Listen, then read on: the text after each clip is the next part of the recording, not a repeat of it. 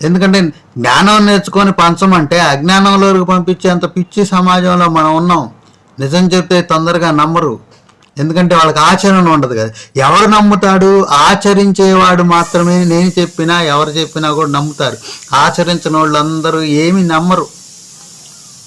ఆచరించాలి, తప్పో ఒప్పో చూడాలి. ఆచరించకుండా అజ్ఞానం అజ్ఞానం అజ్ఞానం, రోగాలు రోగాలు రోగాలు. అజ్ఞానంతో ఉంటే ఏం పర్లా, వాడు రోగాలు పాలవటం, కుటుంబాన్ని అప్పుల పాలు చేయటం, డాక్టర్లకి చదివింపులు ఇవ్వటం.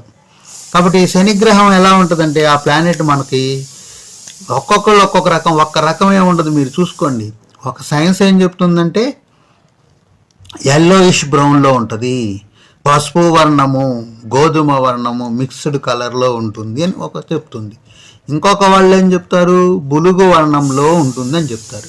మన ఆస్ట్రాలజీలు వాళ్ళందరూ కూడా శనిగ్రహానికి నీలవర్ణము అని పెట్టారు.